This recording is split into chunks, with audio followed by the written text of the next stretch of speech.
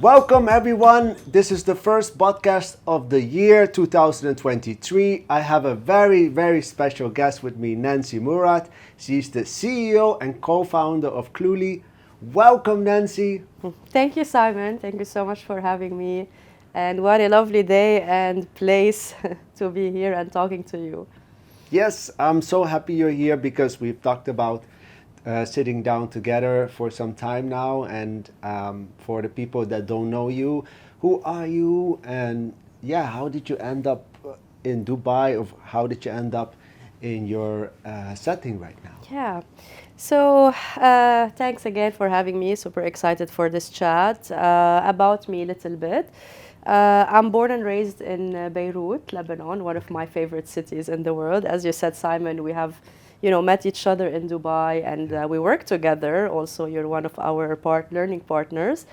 And I would say my formative years were in Beirut and Lebanon up until the age of 25, where I finished my studies and then moved to the US.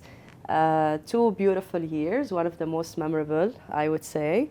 As part of the Fulbright program, which I don't know if you know about, one of the most merit-based US government-funded programs, education programs. It's an exchange program for 2 years where, the US government brings so many people from around the world, and vice versa. You also send people abroad. So in my undergrad and my first master's in Beirut, I did biology and neuroscience and molecular biology, and then I decided to move to the US and pursue my second master's in public health. And this is where the Fulbright program was awesome. And I also recommend it to everyone, whether you have kids at this age, yourself, you are a college person, or you just wanna, if you think you have the merit, really highly recommended program. And then after that, this is where Dubai came into the picture.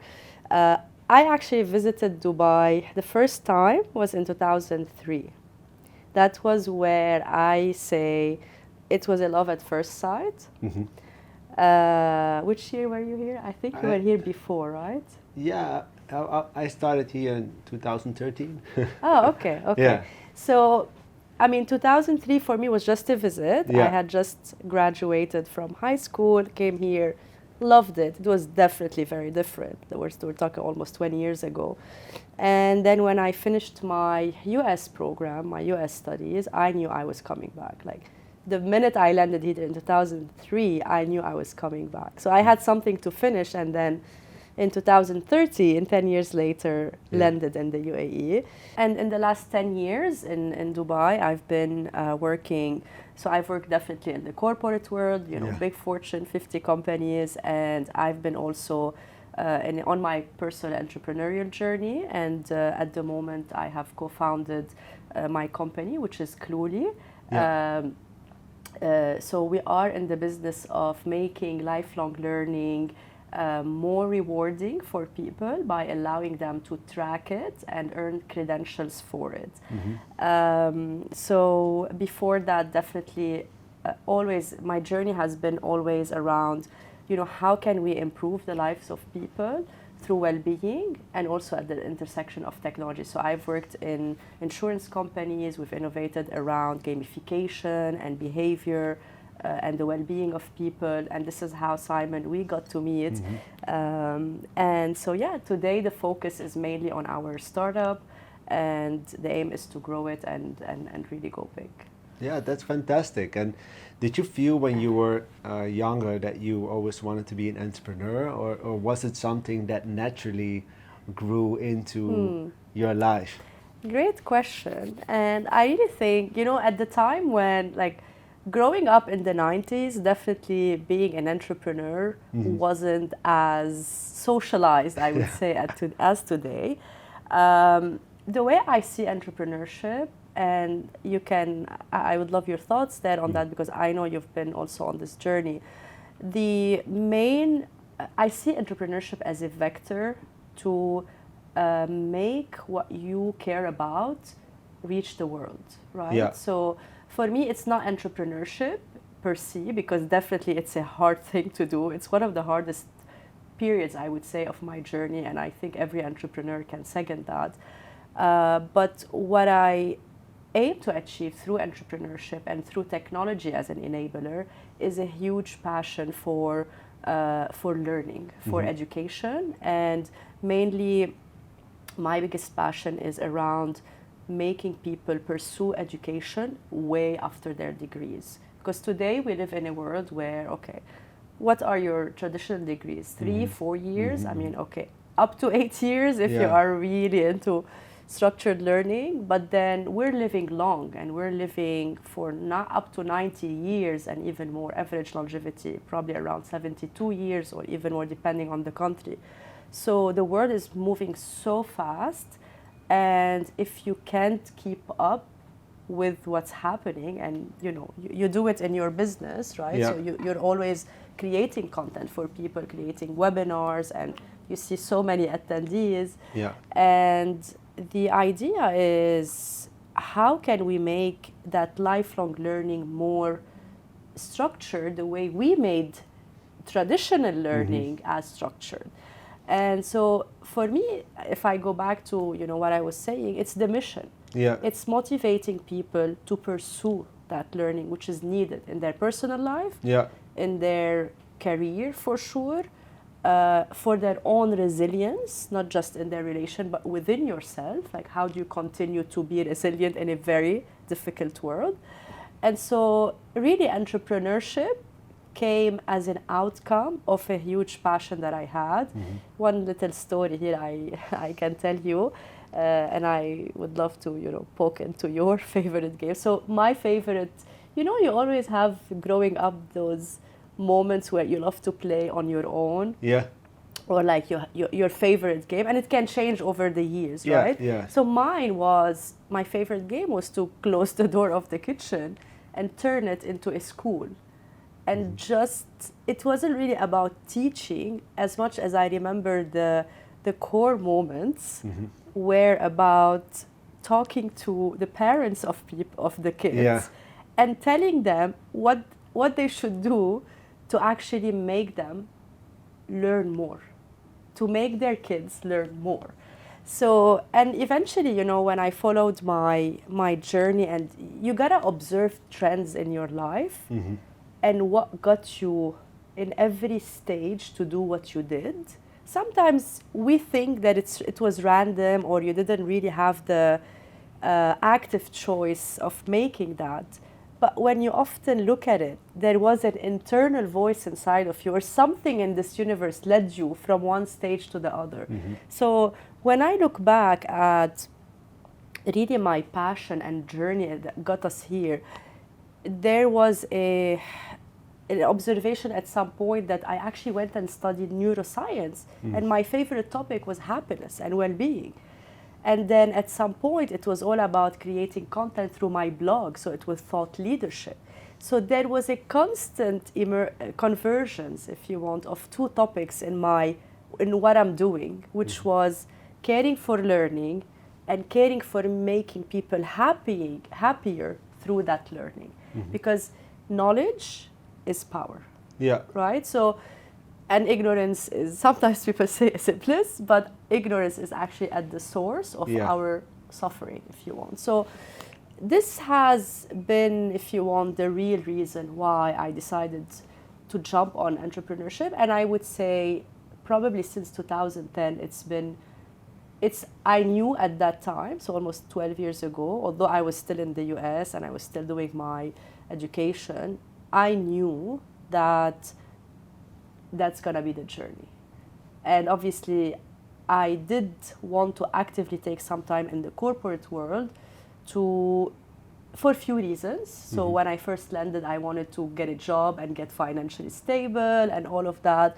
But also there were a lot of learnings that I believe, of course, we see younger entrepreneurs who succeed. It can be it's at odds. It's definitely at odds, against the odds, if you want, of success at an early stage. I believe a lot in what you learn as an experience in larger organizations. But of course, it's not impossible to be a successful entrepreneur if you didn't go into the corporate world. So I went into the corporate world, and then in parallel, I was building my company, and then, now we are full time on it. Yeah. No, I definitely think it's easier to lead by example. So by having that experience, by understanding better where people are coming from because you worked in a corporate world, and then helping people in the corporate world, and also helping people that have worked in a job, and if you straight away became an entrepreneur, you never had that, Mm-hmm. that own experience. I remember one time I had a lady asked me that is a trainer for a sales trainer. She said, I've never sold anything in my life. Do you believe I can give good sales training? Yes. And because she said she's always being challenged by that, but every Mm. sales team that she gave training for. And if I hear your journey, you can relate to the people that you're trying to help, and they can understand that you understand their problems as well, because you have identified it around you, or perhaps sometimes even experienced it yourself. And, Yes. and I'm a strong believer that when people can relate, and when you can observe things firsthand and experience things. You're absolutely right, Simon. And I think also two things when I look back at what large matrix organizations taught me about doing things better in my own company. First of all, it's the people, learning to deal with so many stakeholders. So Yeah. having worked at MetLife, one of the largest insurance companies in the world, 50,000 people globally, and we were in the region 600 people. So many stakeholders. Of course, we're only talking internally. We haven't even looked at the customers yet. Different characters. So people politics, right? So Yeah. and the word politics doesn't have to be an ugly word. It's whenever two people, as they say, are in a room, there is a politics Yeah. and agenda, and it's really making sure and understanding how to, deal with different personas, how to build alliances with people, and this I implement today with my co-founders, with our team, with our partners, with our clients. So that's one thing for sure. And the other thing is, yes, there is a large bureaucracy in large companies, but you also learn how to structure things and how to understand things like, okay, how does a procurement Yeah. department works? What does an SOP mean? Standard of procedures, processes, structure. And this is very important later as you grow your own business, to Yeah. really have a very clean company from a governance perspective, from structure, ensuring your people are not overlapping over each other. Yeah. So definitely great learning. And I always wonder, actually, personally, how young entrepreneurs who went into the tech world at the age of 20, how they managed to do that without being formed before. But at the same time, I guess we all learn by Yeah. learning, right? By Yeah. doing mistakes, by breaking things. So there isn't necessarily one right thing to do. It's just that it was the path that I took, and I actually feel great about what it got me into today. So that's mainly, if you want, the journey that Yeah. that got us here. No, I like that you touch base on that, because I think we will touch base on that a couple of times, on journey, and also more about how you're trying to have impact on with your business, and vice versa, how the interaction with what you see, how that shapes what you try to give to them. Yes. When it comes to your own life, like when you grew up or right now, maybe either or both of them, who do you look up to? Who is somebody you say or saw that you said, okay, I want to be Yes. like them. That's my example. Yes, thank you, Simon, for the question. I would like to start by saying definitely people like yourself to start with, Oh, not because we're thank you. sitting together, but you will, I think I will connect it to my next point. Yeah. I'm coming to learn to increasingly appreciate kind people. Mm-hmm. Kindness in business is becoming my cornerstone, the way I do business and operate, and also internally and externally. Uh, Definitely, you know, with kindness comes empathetic and hardworking. And another another type of people that I really look up to are in these days where you feel it's so easy to be talking and there's so much noise. You Yeah. feel it, the barrier to enter and talk and create content and say things. Fine, it's great because we're changing the world with that. Yeah. But I'm also, I really am liking people more and more who are rather more silent, if you want, more focused on, not silent because they don't have anything to say, but it's the focus. It's focused on a mission. And I'm a big fan, by the way. One of my favorite books is called Essentialism, The Disciplined Pursuit of Less. If you don't know this book, guys, please look it up. Simon, highly recommend it for you. If you haven't seen it, or if you think you would enjoy that, if you are having No, a lot I'm of... definitely going to look it up, and I Please see do look it up. one of the people that I work with, Rami, behind the scenes is like nodding his head, so he knows it. So, Yes, I would, it's definitely a book that changed my life because the concept of essentialism, and this is where I go back to the type of people that I was saying I aspire to, and I personally also became that type of person, is the idea that, and it's actually even more targeted towards ambitious people, smart people, people who can actually achieve so many things. yeah, But the idea is because you are able to achieve so many things and because you have this profile, people will come at you. There will be a lot of distraction around you. People will offer you things, will offer you jobs, will offer you projects, right? So there is more tendency to achieved people and smart people and ambitious people to get distracted and focus less on one main core, if you want, area to achieve in. I'm not saying that you can diversify at times and do few things, but also I'm a big believer in if you want to be really good at something, at least for a period of time, it's gotta take a big chunk and focus of your life. So in this book, I go back to Gregor McEwen book. It's a New York Times best-selling book. He really tells you that if you want to succeed and focus on the mission, you gotta combine your skills with what the market needs and your passion.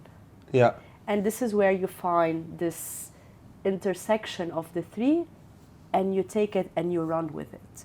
Because if you have this and you have that and you have a third and fourth and fifth thing, you're gonna be investing that energy in less. So anyway, I go back to the idea, and I felt it at some point in my life. That's why this book was so meaningful to me and a turning point, because at some point I was, writing a blog, I was working in the corporate world, leading a team where we're innovating in the well-being technology space. I had so many things going on. I had some social media presence. And then I realized that because Kluly is my mission and because what I see is very clear, I had to trim down on so many things. yeah, Put my head down, focus on that. Of course, you gotta keep up with what makes you feel alive. Like at times, you gotta entertain a few other things. But so I like that. I mean, I like that in people. I like to see it in other people because I feel it gets you where you wanna be with focus, basically. Do you agree? How do you see that in your own?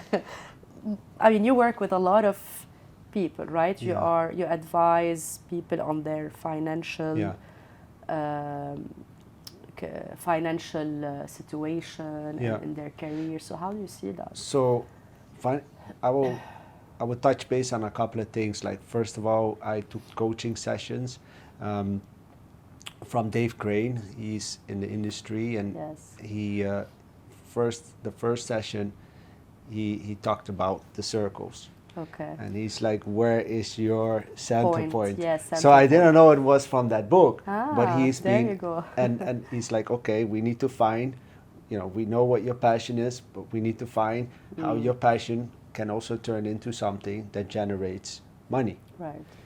in income. And the world needs it. Yes, right? So it's exactly. like, it's Yeah. this combination Yeah. of few things. Yeah, and then you look at that, and then I had, so to focus on that part, and then I had another coach, a squash coach. Go.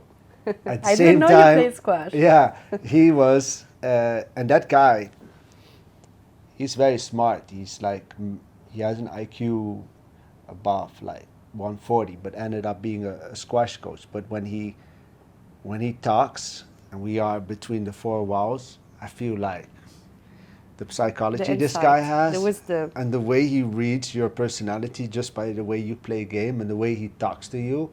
I told him, like, you could have been a lot of things in your life, because you have so much knowledge. But he was like, focus, focus, focus. You need to focus in your game on something and learn. And he tried to taught me over and over how to focus more. My biggest problem when I grew up was to focus to study, focus to not like. Big skill, for Yeah. sure. Big Yeah. skill. To say that, by the way, being a squash coach doesn't mean, maybe that's what he really ended up finding where his summit is, right? So Yeah. it can be also that. But back to your point, another really nice book, I would say, is something called Indistractable by Nir Eyal. I don't know if you know Nir. I follow him. He's a behavioral psychologist. And the idea is, today more than ever, people who will thrive in the future are people who are not going to be distracted. And if you think about what's happening in our world with so much social media and content and possibilities of doing Yeah. things, it's so easy. If today you take your phone and you just let it be the whole day, it will let you be the whole day. Someone will Yes. message you a text, an instant message, a WhatsApp, an Instagram, message. So it's becoming increasingly important to shelter yourself from the external world in order to achieve what you care to achieve. Yeah. Because it's so easy to let go and just feel that your life is filled with notifications from here and there, from people telling you stories from here and there. And it's okay. You can spend the rest of your Yeah, life but listening to it. It ends up being distractions as well. And I'm having these discussions now with my clients that work in the tech industry, and they're telling me now that the higher they are growing in the company, they're getting trainings from the same companies that are building these systems or that are facilitating the infrastructure for these systems, how to avoid the noise. How to manage their social media, their phone. Yes. And it's a little bit funny because that's their business model. They're earning on all these distractions, or they're earning indirectly because they facilitate the whole, system so that these companies can run on the internet. Sure. But their own people are also damaged or distracted. Yeah, I mean, it's so interesting because something gotta change, as we always say, in the business model of attention. Yeah. But even, big tech is realizing that part of their sustainability is how they ensure that people also continue to care about them and have that, how you partner with your users along their journey to ensure also their well-being. And that's why, in some apps, for example, like Instagram, you can put a limit on your day, how much you consume. I mean, obviously, it's gotta get a bit more advanced in the way they do it from a business model, and that's why at Kluly we're looking at, making money differently. Yeah. And so it's a big problem. I think it's a big, big problem moving forward if we can't manage giving people their time back. It's going to be very difficult to make people actually focus on what matters for them in their life, Yeah. whether their career, whether the actual important learning they do in their life beyond just scrolling and wasting time. And eventually it's going to impact so many things moving forward. But I do believe I'm very optimistic. I have a positive outlook. I know it can get grim at times where we just say, okay, we're going into, it's going to get worse and worse and worse. But I believe in the survival of our species. I believe in our ability to always create new things. These things create new problems, but then you find solutions for these problems. So it's like you're always going up on this ladder of self-actualization as a species, and in every stage there is a new problem that comes up. And this is why we go back to lifelong learning, right? Yeah. So you have to continue keeping up with what's happening and how you can always take control of your life. Yeah. Like always be aware, not just passively receiving what the world is giving you. Yeah, so for me, I started to focus better when I found material that I was really interested in. Yes. And then I could read for hours and hours, and Like I wanted to what see do you more. like? Are you into Well, books? Are you... A variation of topics, but what started when I started in this industry, I just wanted to know how things worked. And so I started to read more about, okay, how does investments work, what's behind it, etc. And that was like a rabbit hole. It became deeper and deeper and deeper until I had a certain extent of knowledge. And then I said, okay, I think I can, say to myself where the lack of knowledge is and where I can say where I, have a grip on things. And certain things I say, okay, I just let it go because it's too unknown. I would just give you an example. Like I tried before to understand how the stock market worked. And the more I learned... Good luck. Yes, exactly. The more I learned, I found that nobody knows. They just pretend they know. Yes. It's So definitely a big space. Yeah. Yeah, so I'm not going to put my time in that because that even Warren Buffett doesn't know. He himself says. There's a lot of uncertainties. Exactly. For sure. Yeah. So nobody can predict with certainty what will happen there. So I started to focus on other places where I could find out to a high degree how I can know what is happening there. And I found that was more possible. And then there's many other topics that I like to focus on, for example, international politics to economy, but also like personal development and family. But also, if you look at, for example, books, I focused more early in my life on literature books. Novels and... Yeah, and then you understand how people work. And once you understand how people work, it becomes easier to work with people. Always, 100%. Yeah. I think that's the biggest area I personally took away so far from life and business and personal relations.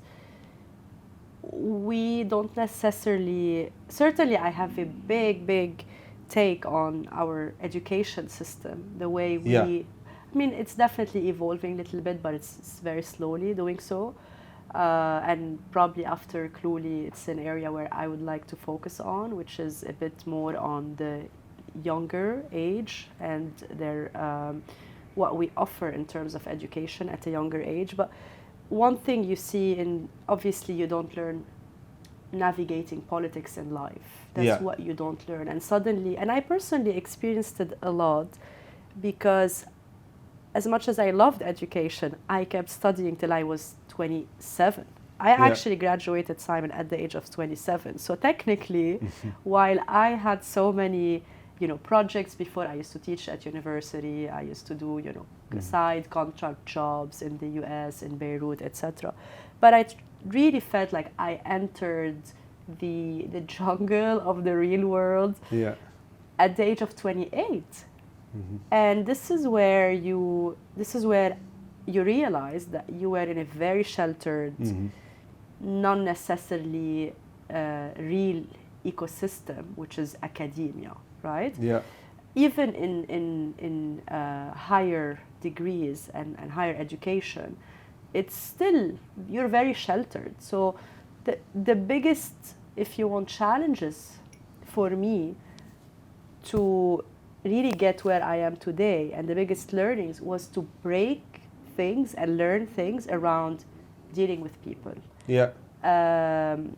Dealing with people at all levels, whether personal relations, whether career, with your boss, with your peers, Yeah. with the team you manage. And I always advise people to break things. It's okay. Break Yeah. things, because you will learn. And actually the best learnings I had, and I hear it from a lot of people, were from bad people that I worked with, and the inspiration of what not to be. Yeah. Because when you get Yeah. something bad, you feel it and you're like, I don't want to give it to other people. Things definitely like micromanagement, working with people who don't trust you. Yeah. But also, you also tend to sometimes, like when I came into the corporate world, in my head, for me, it's always been about, okay, I was very good in school, I had a very good memory. So the system as we have it, if you have a good memory, if you like education, Yeah. you can succeed, right? So always A+ student, Yeah. merit based, everything. And then the rule for me was work hard, achieve your outcomes, and you will get there. But then you come into the matrix and it's like, you gotta work hard for sure, and Yeah. that's what will always get you there. But you gotta ensure that also other people, like how do you build alliances? How do you ensure that everyone you're working with have their needs met and have their emotions kept into check? And yes, sometimes, I mean, people gotta also, it's mutual. It's not like you have to always take care of my emotions and I don't. Yeah. Of course not. It's mutual. But I faced the haters. I faced the people who were insecure. I faced the micromanager. I also had great leaders I worked with, and I learned from them. But it's all about the community you're in. I like that you turn negativity into positivity, because you said those experiences from the people that were unfortunately not a good example, you said I will turn it into something good. Yeah, I mean, at the time it was horrible. Yeah, I know, but now. but eventually you gotta take the lesson, Yeah. right? And at the time it was horrible, whether when I felt I was hurting other people or when I felt hurt, right? But when you look back, it's what makes you build that. Like today, if you ask me what I care about in business, first and foremost, it's relations. People, 100%. Yeah. And people just get things done, Yeah, absolutely, and that's something they don't learn in school. Thank you.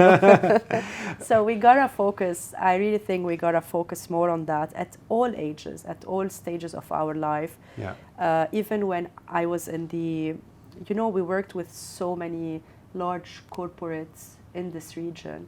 I was advising large organizations on how you improve the well-being of your people. Yeah.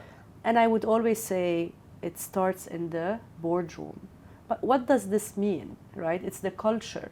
But what does this mean? In the boardroom means it's the people who are leading your group of people and what kind of culture they instill. But also, what does this mean? it goes down to the very basic of, are you actually training your leaders and the middle managers and everybody who is influencing everybody's life Yeah. to have the assets and the social skills that they need to really create a culture of people coming in a place and feeling it's a safe place to be, and how to deal with others. How sometimes, I mean, we all come to work with our psychology, right? Like, you bring years of baggage and upbringing, and everybody comes from a different place. So how do you train people? Sometimes you need group coaching, sometimes you need one-on-one, and people can take years to evolve. It's a journey, you know? And it's all knowledge-based. This is where I go back, right? It's all about training people and helping them to feel secure enough, and even when they're not secure, they gotta feel that it's okay to be vulnerable, and to show it, and to say, I don't know, and I'm happy that you know more than me, and let's grow together. And you know, that mindset of being okay with what was not perfect and everything. So yeah, it all goes back to knowledge and you know, accepting each other. And when I go back to your question around entrepreneurship, this is what I'm in entrepreneurship for, to improve the brains. And when was the moment where you felt, okay, now I need to jump ship completely? What was there a trigger point where you said, okay, I cannot combine this, or I need to focus now 100% on my own company? Yes. Or was it by accident? Was there a specific date or something happening before? Yes. I mean, look, I really truly believe in the universe. Sometimes it's not the universe alone. It's like your interaction with this universe and your energy and what you ask for. And I would say there were stages whereby I started putting away baggages and offloading, if you want.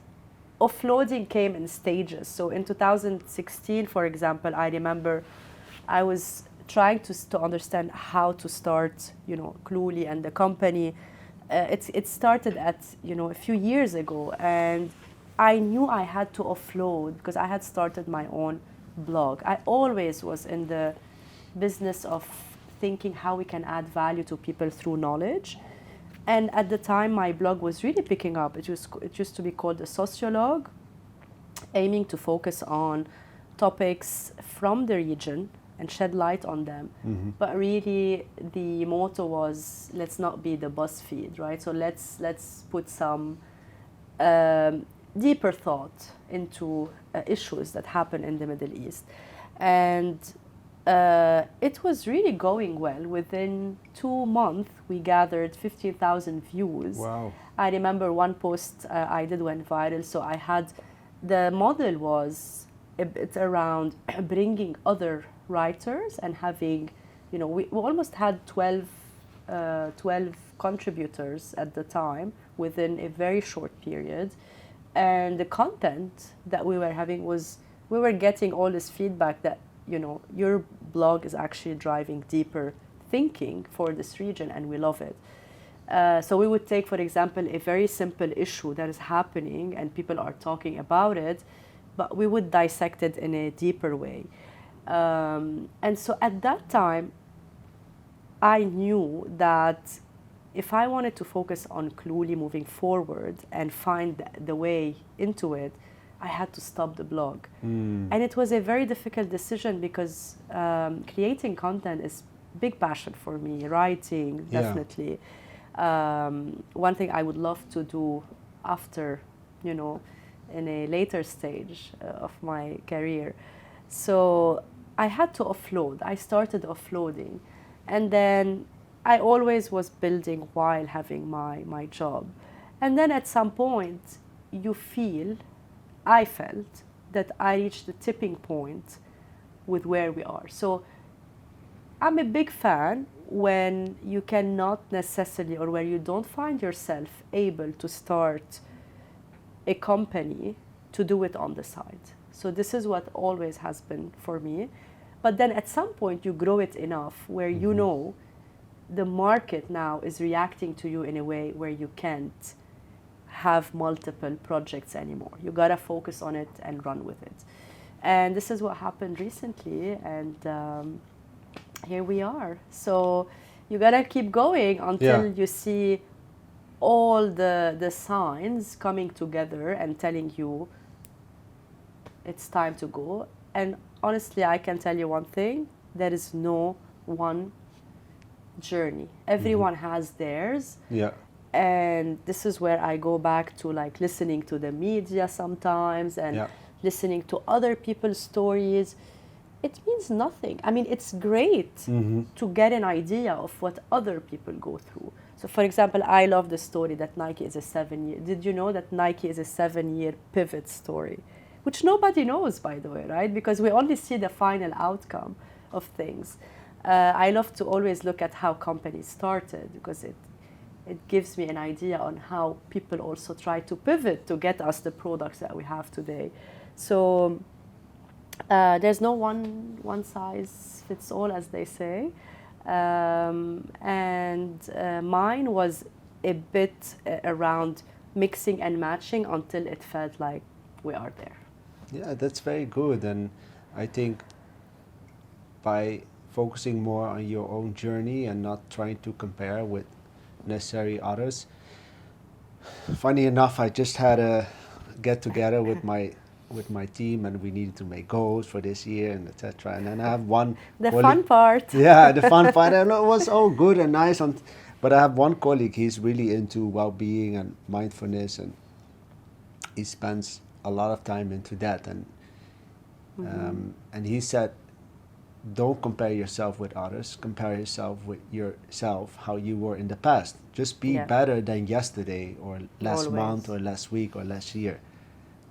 And I was like, wow, then you can see improvement easier than to say, but that guy is there, but his journey or her journey is different. Nobody knows where they started or where they're going, right? Exactly, and what their challenges are.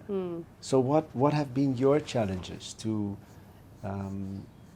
start off Kluly and to make it work? Good, tough question. I would say definitely finding the right people to partner with as co-founders. And also when you have a new concept like ours, timing can be very important. Yeah. So I felt timing kept it a bit harder to see light until timing became right. So, but here's the thing, it's all about really the persistence that you're seeing this in the future. This is gonna be part of our lives. So it's all about believing that sometimes you see things earlier. Yeah. And for me, I feel I saw it way early. It was 2012 when I first conceived this vision. And then it was a matter of evolving with the times until the time came and it became for us. And so along the way, I mean, of course, I haven't been working since then on it, but in the recent years where I started really focusing on it, it's not easy. I mean, building technology is not, I mean, it can make, you can think it's easy, but it's also a lot of work. You have to follow on bugs and product and you want it your way. Yes, exactly. I mean, we have a big focus on the user. Yeah. I'm a big fan of customer centricity and user centricity. So you always want to ensure that what you're building is making people feel good. Yeah. And in every product I built throughout till day, because we built a lot of programs around health technology and well-being technology. So always in my products, the first person I think of is our user. I don't care about what you tell me about the business. I mean, obviously, the product has to meet business needs. Yeah. But it won't meet business needs if your user is not happy. So build something that people want and love, and then things will come. So yeah, and for everyone who wants to start up, I always tell them it's not the easy way. It's not. If you think, if you want an easy life, that's not it. It's not, but it's a rewarding and meaningful journey. And if you believe you have a purpose you want to achieve, definitely building something on your own and bringing a community around it is what's going to get you there. And what for you, like, some of the most beautiful moments or in your journey to get where you are now or at this stage? I mean, maybe it won't necessarily have to be just about career. When I look back at, the path. It's an open question. It can be about anything. Yeah, good moments. I think when I look back, actually, two of my favorite years were the ones I spent in the US, for sure. And when I say favorite, it doesn't mean the easiest. They were probably the hardest. But what I love about them is that there was so many new things. Yeah. So after 25 years living in one country, the US culture is, there's a lot of things you get to see there, right? So, and a lot of new things. You come from one region to the other. You have obviously all the culture around the sports, but then you have things like, which I never experienced before, the Thanksgiving, for example, which I experienced for 2 years. The US has a lot of interesting, I would say, cultural aspects, right? And then one of my favorite times probably was when I used to go to New York. New York is probably another favorite city of mine, for sure. Whoever knows me knows that New York, when they say New York, they say Nancy, and vice versa. So being there, living the big city life at a relatively young age, very, very fond, I would say, memories I look back at, probably for the novelty. Like, when you experience something new and big and you love it. And when I'm in a big city, I feel so alive and I want to achieve more and I want to build more. I'm definitely a big city person. And maybe if we go nature, I'm more a beach person, maybe because I grew up also in a city. Another, maybe like other types of exciting moments that I have is when I do, again, I go back to thought leadership. So when I'm on stage or I'm in a conference or, in a talk like ours today, I'm there, I'm going there, and it's exciting for me. I love it. I had my talk show. It was a very interesting also stage of my life because I always dreamt of having something around thought leadership beyond writing, so more audiovisual. So with MetLife, I had the chance to have a talk show, and we launched it in the most probably needed times, which was the beginning of the COVID. And, preparing the show, bringing people on, having meaningful conversations that would help. We would distribute it to our thousands. We had almost 500,000 members, so that it was a big reach. And in business, in my startup, I would say definitely when I find the right co-founders and people to work with, it lights up because it's all about having fun along the way and making sure you are doing what you want to achieve with the right people. Because if it's the wrong people, then I would rather not do it. Like, that's how I look at it. Yeah. And do you think that you have more power and more freedom to find and do that now that you're on your own than when you were in a company? A freedom to find the right people to work with. I mean, good question, right? Because when you are in a company that is not yours, sometimes you get to choose people if you are maybe like the hiring manager, but most of the times you don't, right? Yeah. You just either inherit Yeah. a team or a new person joins and they can truly change the whole culture of the company. Um, but also, as you grow your own startup, it might at some point no longer be your decision because you're going to have a team, and so you can definitely choose your leadership and the core, co-founders and all of that, but at some point you also got to delegate.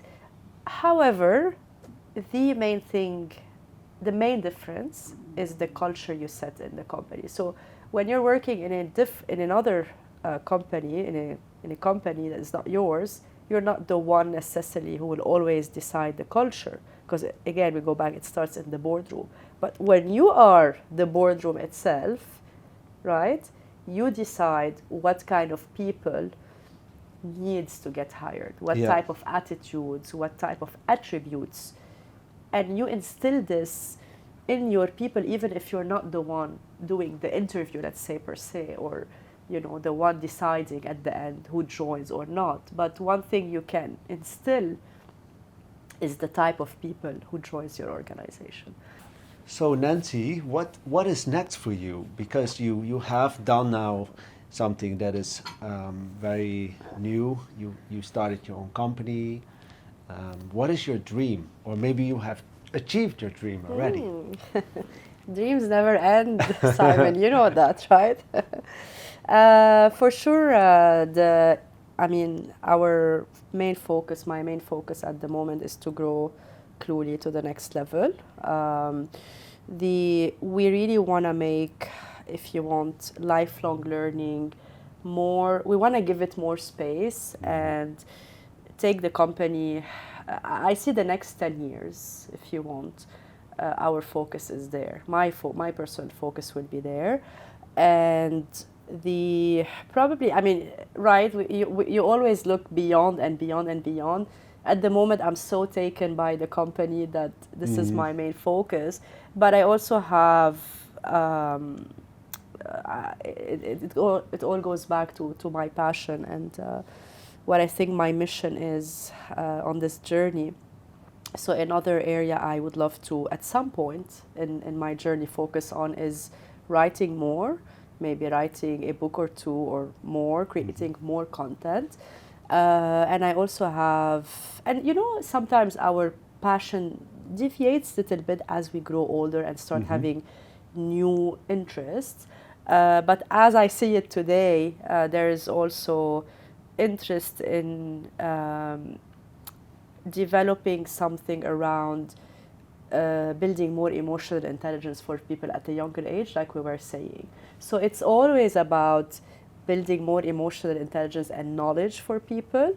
I think at this stage, the way I see it is that through our tech company, this scalability of it is very needed to the world. And then at some point, it will probably be Nancy talking and writing more, and also doing some additional social innovation with schools and institutions to build up more social or emotional intelligence knowledge in people. Yeah, that's very exciting because you can go a lot of directions there, and you can also maybe jump into new projects because you meet like Right. new Nobody people. knows. Yeah. Yes, exactly. So yeah, we have big plans for Kluly for sure. So keep an eye on Yeah. that. And yeah, it's exciting.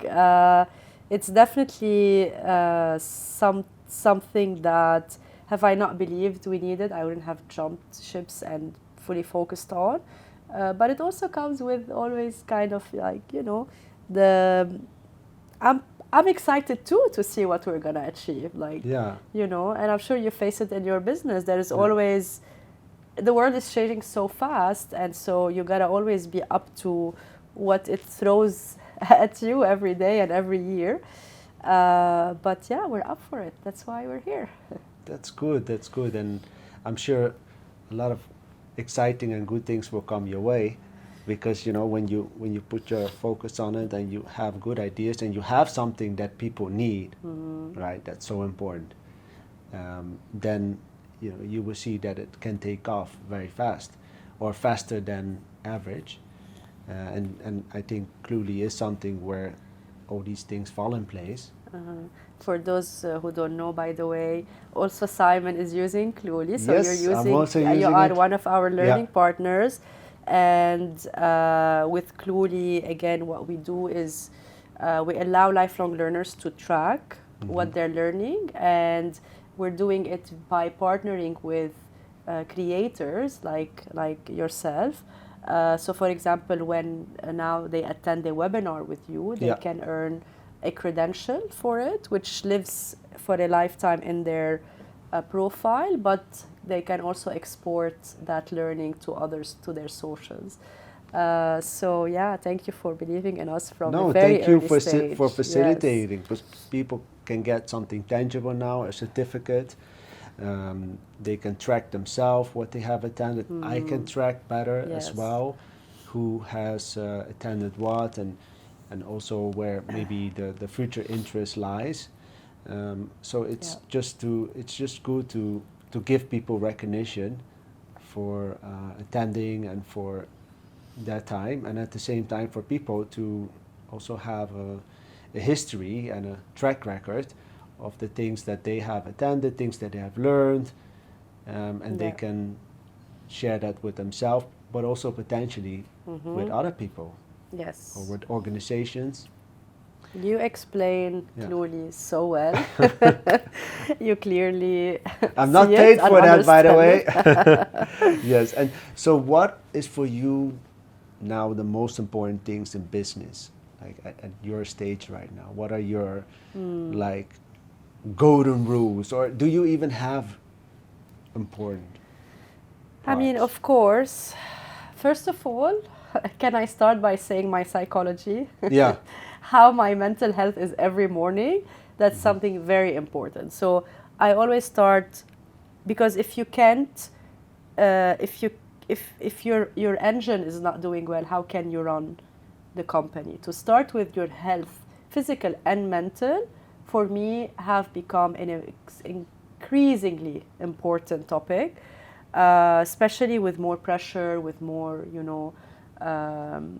with more time you need to invest in working. So I make sure focusing on myself is a very important priority.